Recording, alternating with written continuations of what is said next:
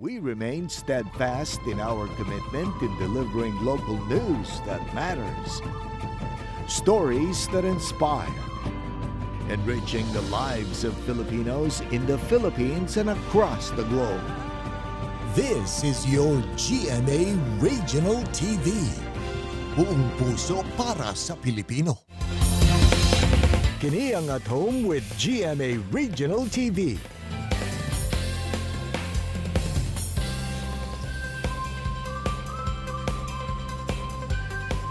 Mayong buntag, Southern Mindanao ug South Central Mindanao. Kini ang At Home with GMA Regional TV. Atod damo mga importanteng balitang lokal sa Northern Mindanao ug Caraga Region. Kini ang pinakahalapad nga pagbalita gikan sa Western Mindanao. Aniya na mga unang balita.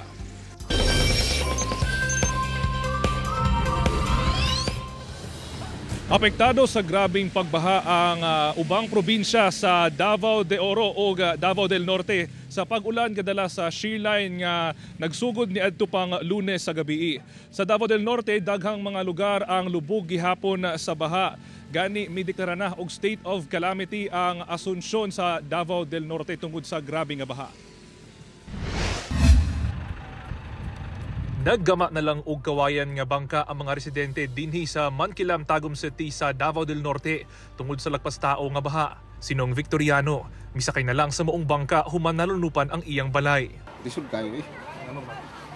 Yung kayo. Sir kayo kuan, dili kuan tabok-tabokon lang. Sa kataas sa tubig baha nga misulod sa kabalayan, dunay mga residente nga sa dapli na lang sa kalsada nagtinir. Ay, lisod pod sir oy nami diri. Pero wala man muna nga dato sa evacuation na layo ba? Layo man gud sir. Nya labi na yung ana nga wala koy suga didto kay burn out bayan sir. Hinuon ang ubang residente dinhi sa Loretta Elementary School sa San Miguel, Mibakwit.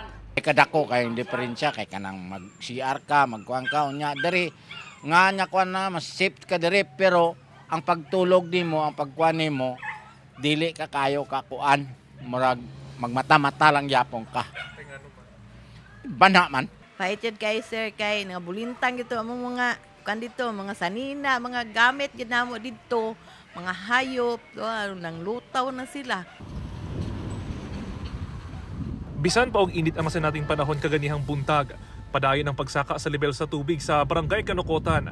Gani kining balay halos miabot na sa atop ang level sa tubig baha. Karon lang matud pa kini nakasinati og ing-ani kataas nga baha sukad miigo ang bagyong Pablo ni atong 2012. Masol gyud sir oy kay lisod baya ang taon puno kani magbaha nya manghipos wayo sa among mga gamit na po.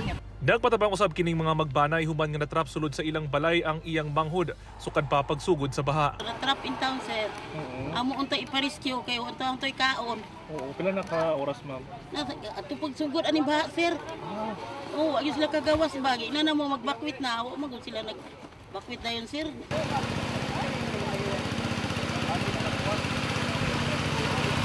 Wala sab nakaikyas ang barangay pagsabangan sa paglapas sa suba sa lugar. Ubay-ubay ka mga motorista ang na-stranded. Busa ang uban, nakhitch sa dakong sakyanan. Perwisyo sab ang hatod sa baha sa mga residente sa Purukuan, Guadalupe, Carmen, Davao del Norte. Uman milapaw ang tubig sa sapa. Alisod kayo kay di may magagawas niya ang sapa ang panginabuhian sa sulod. Tanggong yun. Sa pinakauling tala sa PDRMO Davao del Norte, kapin 16,000 ka magbanay sa tibuok probinsya ang apektado sa baha. Nanatay more than 16,000 families affected sa tibuok Davao del Norte. So from 10 municipalities I think. Mas paspas ang tubig pod karon kay mas ikan sa after pababa na gyud siya sa downstream. Nya ang ulan pod is dili lang ikan diri but ikan sa mga headwaters o mga taas nga dapit, especially parts sa Bukidnon and also parts sa Agusan. Samtang gipilawom na sa state of calamity ang lungsod sa Asunsyon sa Davao del Norte. Sa pakiginabi sa Super Radio Davao, gikumpirma ni Asunsyon Mayor Eufrasio Dayaday nga miabot na sa 6 ka barangay sa lungsod ang labing naapektuhan sa baha o dulan 5,700 ka pamilya ang gipahiklin. Sa pagkakaron, nagpadayon ang rapid damage assessment and need analysis sa mga barangay nga apektado sa pagbaha. Sa Compostela, Davao de Oro, ubay-ubay ka mga residente ang na-stranded sa kalsada Martes sa gabi tungod sa kataas sa tubig baha. Palisuray ang pagtabok sa mga ambulansya nga dunay kargang pasyente. Busag ipasakay usa ang mga pasyente sa Army truck sa 10th Infantry Division Philippine Army aron makatabok. Sumala sa PDRRMO Davao de Oro, anaa sa 1,066 ka magbanay ang apektado sa pagbaha. Hinuon sa karon, aduna na lang pipila ka mga lugar sa probinsya ang nakasinati og mga pagbaha. Sa Caraga, Davao Oriental, nagpabiling gihapong isolated ang pipila ka mga sityo human nga nahugmak ang kabahin sa San Pedro Bridge. Sa karon, target sa LGU nga maghimo og road rehabilitation aron temporaryo nga ma-access og matabangan ang mga na-isolate nga sityo.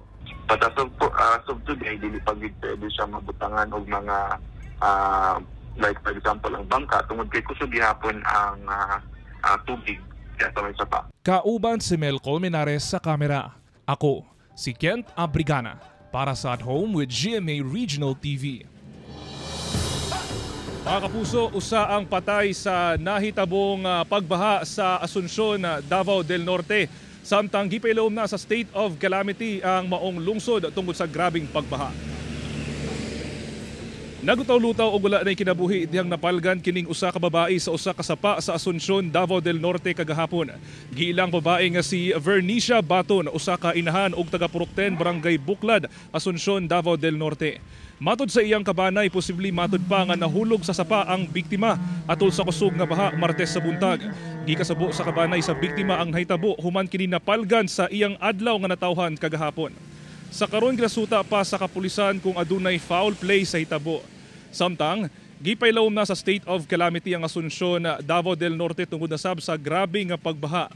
Unom ka barangay og 5,700 ka magbanay ang apektado sa baha. Lagpas ta usab ang level sa tubig sa pipila ka lugar sa Tagum City kagahapon. Ang uban migamit na lang og kawayan nga bangka aron makatabog. Palisuray sab ang pagtabok sa mga light vehicle sa pipila ka kalsada sa Tagum City tungod sa baha. Apan karong buntag passable na ang kalsada sa Pagsabangan Tagum City padulong sa Asuncion, Davao del Norte. Gani karon ubay-ubay paghihapon ka mga kabalayan ang nagpabilin nga lubog sa baha sa Asuncion. Lakip mga tanom nga humay sa mga mag-uuma ang nalapawan sab sa baha. Problema karon sa mga mag-uuma ang pagbangon human na danyos ang ilang panginabuhian. PDRRMO Davao del Norte anaa sa 16,000 ka mga magbanay ang apektado sa pagbaha dinhi sa Davao del Norte. Gani padayon ang pagpangapod-apod o hinabang sa mga matag LGU ngadto sa mga evacuation centers o kadtong mga nagpuyo o nagtinir sa mga kalsada.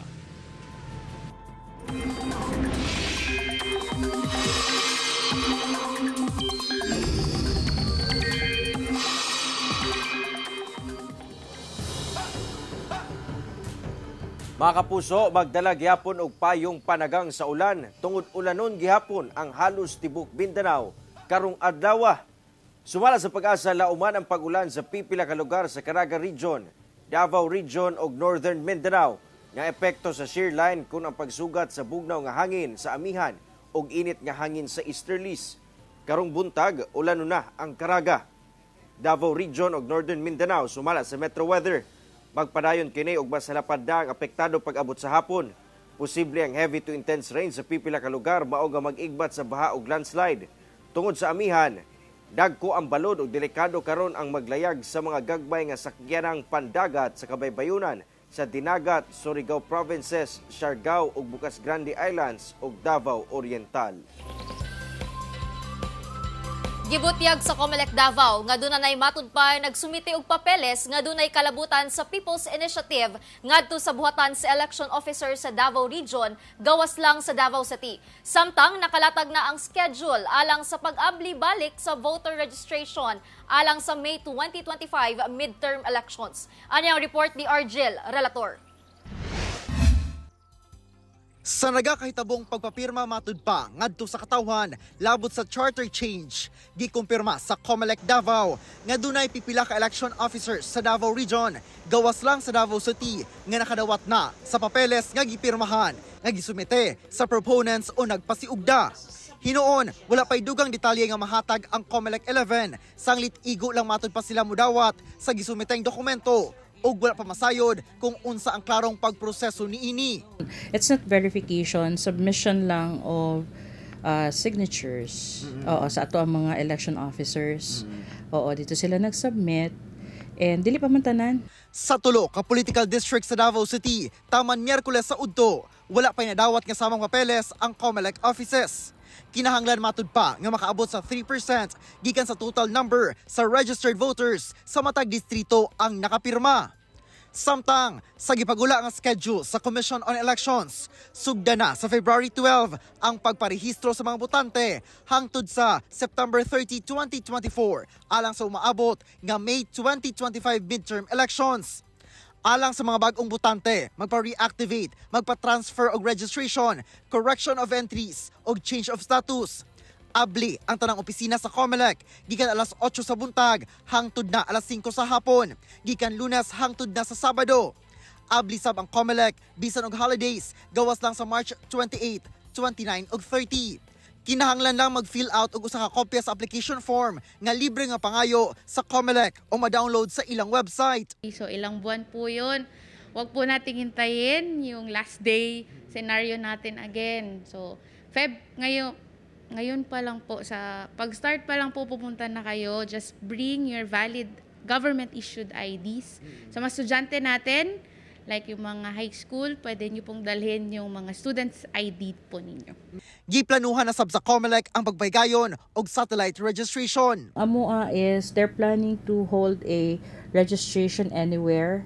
Oo, na program na kahit na dili ka taga Davao, tapos dinhi ka magrehistro ana. But still, ano pa siya kana mga preparations pa lang gipanghimo karon. Kauban si Jojo Solarte sa camera. Ako si Orgil Relator para sa At Home with GMA Regional TV. Kini ang At Home with GMA Regional TV. Batang adunay hydrocephalus sa Cagayan de Oro City nga unang napagawas din sa GMA Regional TV. Ang sunod-sunod nga tabang ang nadawat aron mapatambalan ang bata ug mahatagan og panginabuhian. Unang nigawas din sa GMA Regional TV si Baby Lawrence Palay, ang 2 anyos nga batang lalaki sa Cagayan de Oro City nga adunay hydrocephalus. Pinaagi sa itong programa, daghang kapuso nato ang nagpadala og hinabang ngadto sa lola sa bata nga mo'y nag-atiman kaniya. Nakita sab sa usa ka pribadong grupo ang kahimtang sa bata, rason nga miduol sila kanato ug naghatag og tabang sa maglola. Gipatukuran sa mong grupo og sari-sari store ang maglola sa ilang gipuy-an sa Barangay Carmen. Kompleto sab sa supply sa mga paninda nga pwede nga mahimong sinugdanan sa panginabuhian ni lola nga maunay nag-atiman sa bata. Daghang kay salamat kay naghatag silang panalangin aning bata sa among kalisod. Daghang kay salamat.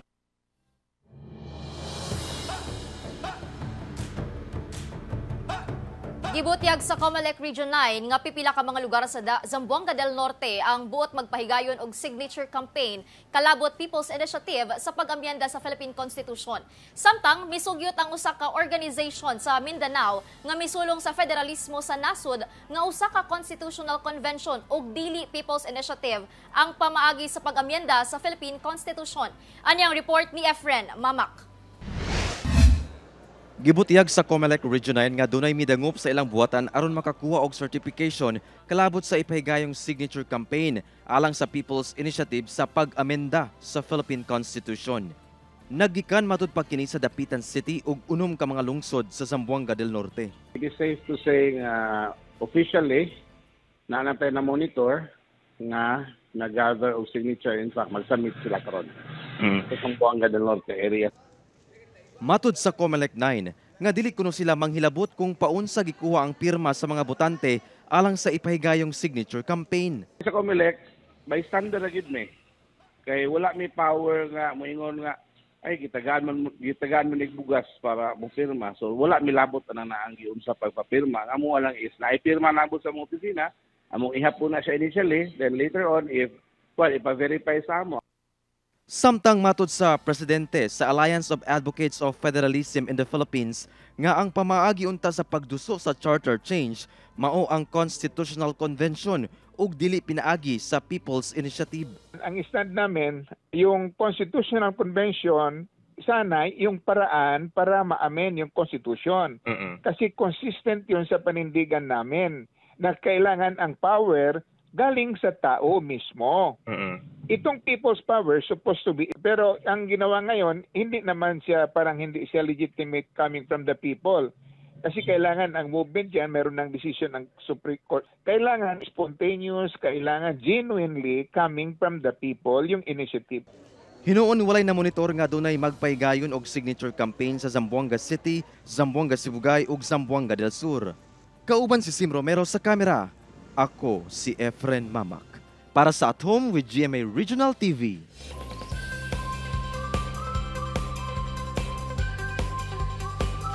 Sa tinguha nga mapakusgan pa ang panagiusa sa mga Kristiyano ug Muslim. Usa ka Islamic Symposium ang gipaygayon sa Isulan, Sultan Kudarat kung asa gisgutan ang malinawong pamuyo sa managlahing relihiyon. Ano ang report ni Abby Caballero?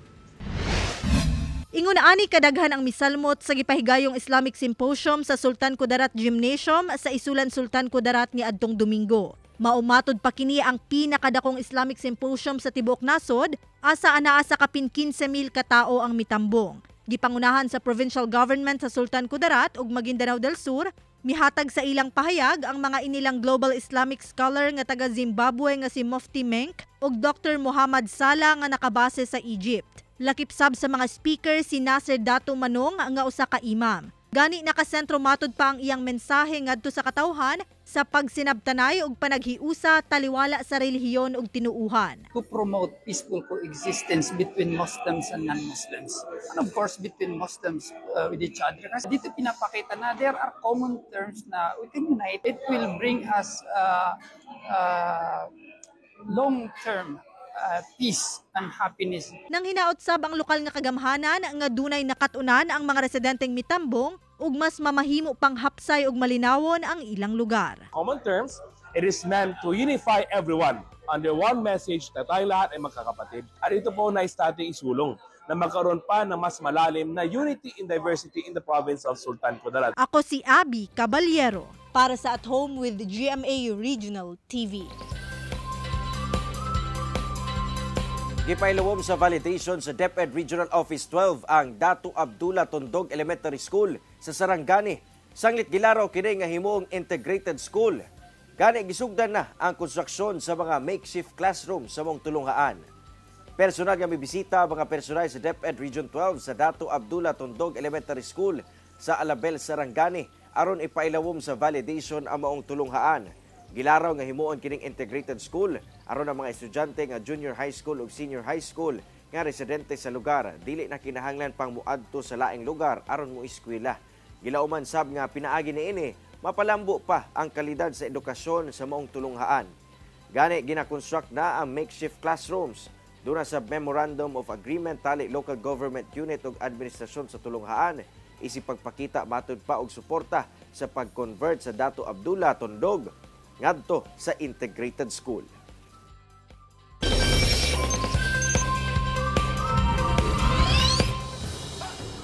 Pipila ka mga sakyanan ang gilubong sa tubig baha nga hatod sa Cyclone Belal sa Mauritius. Makita sa video sa mga netizen kining mga sakyanan nga gipang-anod na sa tubig baha nga epekto sa grabing ulan nga hatod sa Cyclone Belal sa Mauritius. Sa ilang footage sa La Poudriere Street sa Port Louis, makita kining tawo nga mikatkat na sa atop sa sakyanan, samtang ang uban ang naningkamot nga makalingkawas sa baha. Ang uban misuong sa tagatuhod nga baha. Ang French island nga La Reunion nga anaa sa 226 kilometers ang anaa sab sa cyclone alert. Gipasidan-an ang katawhan nga magpabilin sulod sa ilang balay, palungon ang suga ug likayan ang paggamit sa tap water ug magpabilin sa pinakaluwas nga parte sa ilang kabalayan. Giangkon karon sa nasod Iran nga sila ang responsable sa pagpangatake sa sumala pa spy headquarters sa Israel nga anaa sa Iraq. Makita kining bagang aso gikan sa usa ka gambalay sa Erbil, Northern Iraq niadtong Martes. Kini human giatake sa Iran Revolutionary Guards ang giingong spy headquarters sa nasod Israel nga anaa sa Iraq nga usa ka semi-autonomous Kurdistan region. Among pagpangatake ang giangkon mismo sa Iran. Mas daghan pa kuno silang himuon nga pagpangatake. Taliwala kini sa gikabalak ang pagkuyanap sa conflict sa Middle East sa nagpadayong gera tali Israel ug Palestinian Islamist Hamas nga nagsugod yatong Oktubre 7 sa miaging tuig. Nag-apil-apil na sab sa gera karon ang alay sa Iran nga Lebanon, Syria, Iraq ug Yemen. Kini ang At Home with GMA Regional TV.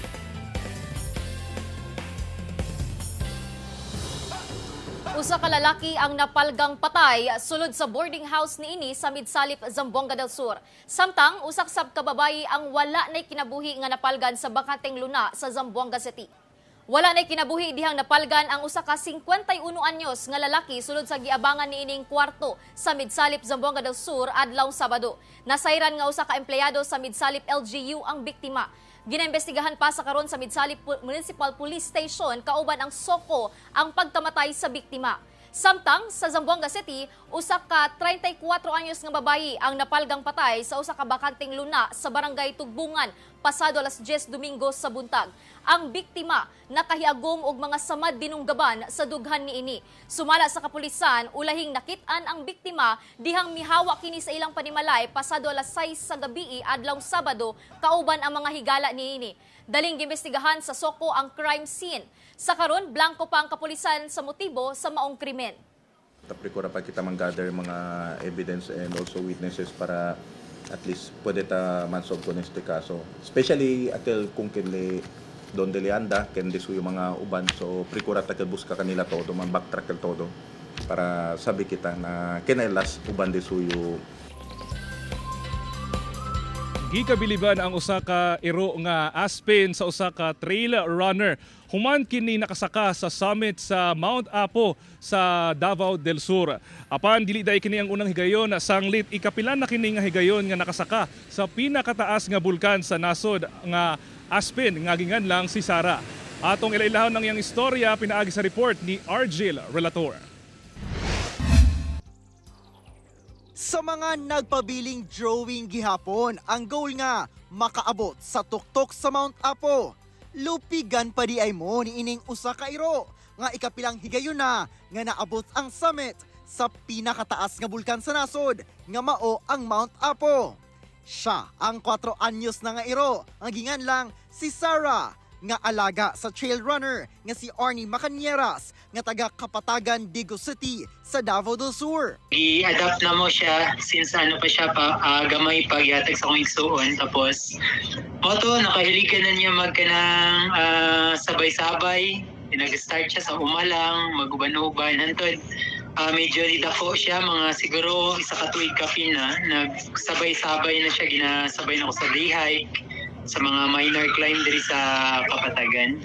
Sisiw na lang matud pa kang Sara ang day hike. Gani, kung makita ang iyang ferdad nga mag-prepare na para mag-hike, matik na matud pa nga musunod dayon si Sara. Gani, nagasabay-sabay po si Sara og jogging sa iyang ferdad. Isip training na sab. Say manggod mo sabay siya murag makita pud sa guest na murag security.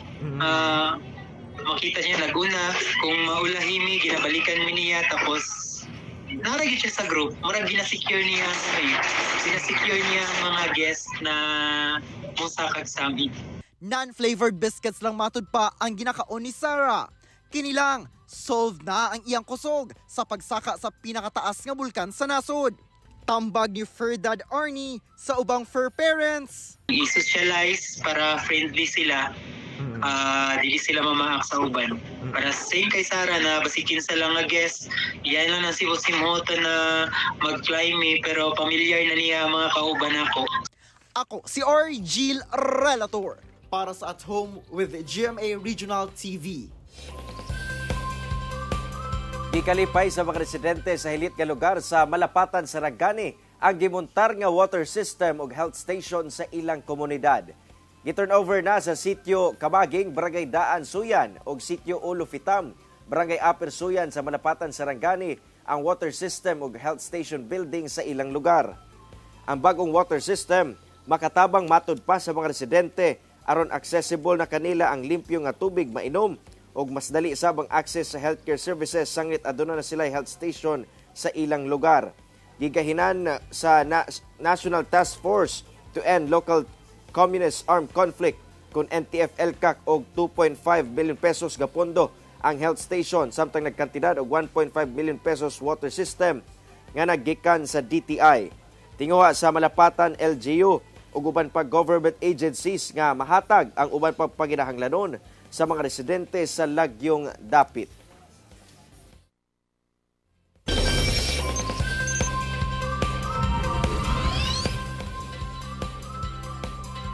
Mga kapuso, truly inspiring and motivating gayod ang ato mga storya this morning. Sama na lamang aning panultihon gikan kang W. Bruce Cameron nga you can usually tell that a man is good if he has a dog who loves him. Mao kadto ang mga uling balita sa Mindanao karong adlaw. Mamahimon ninyo kining makita pag-usab pinaagi sa pagbisita sa official website sa GMA Regional TV o bisita ang among official YouTube channel o i-click ang subscribe button para sa pinakaulahing balita. Daghang salamat sa mga kapuso sa Mindanao nga nagalantaw kanamog sa mga kapuso abroad. Padayon lang sa pagtutok sa mga lokal nga balita matag adlaw tungod sa GMA Regional TV. Local news matters. Kami sa At Home with GMA Regional TV. Tibuok puwersa para sa mas dakong misyon ug mas halapad nga pagserbisyo sa nasod.